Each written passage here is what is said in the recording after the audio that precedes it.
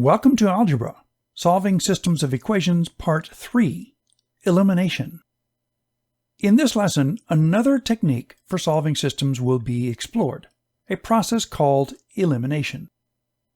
In addition to the graphing and algebra-based solutions we've already learned about to solve systems, there is another way called elimination that works in certain situations. Look carefully at this system. Do you notice anything interesting?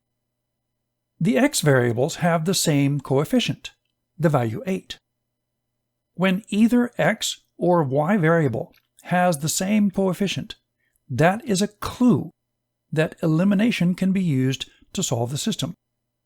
The process starts with eliminating that variable by subtracting the entire equation from the first one.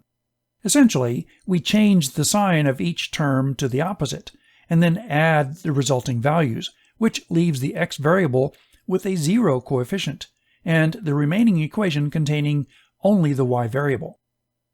Solving for y, we get -3, which is the y value of the solution point. To find the x value, we substitute -3 in place of y in either of the original two equations, solve for x, and get 5 in this case. The solution for this system is the point 5, -3, which we can see by graphing is correct. The version of Desmos being used here is the one that does allow equations in standard form to be graphed. Here is another system where elimination is appropriate to use, where the y variables this time have the same coefficient.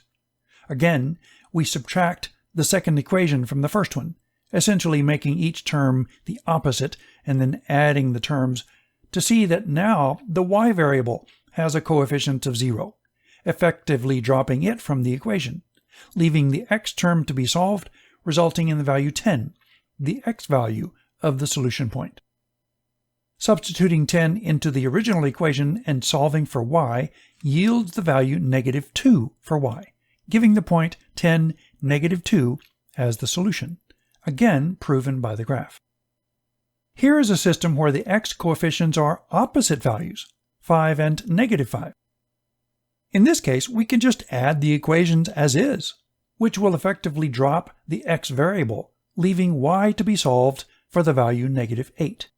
Plugging this into the original equation and then solving for x gives the value -9 for x, the solution point being -9, -8, again proven by the graph. In this system, the y variable coefficients are opposite values, 4 and -4, and so adding these two equations as they are results in the y variable dropping out, leaving the equation 4x equals -32, which solves for x as the value -8. Substituting this back into the original equation and solving for y gives us the value 7, resulting in the point -8, 7 as the solution, shown in the graph. To summarize, when the x coefficients match, subtract the equations, solve to find y, then substitute the y solution to find x. When the y coefficients match, subtract the equations, solve to find x, then substitute the x solution to find y.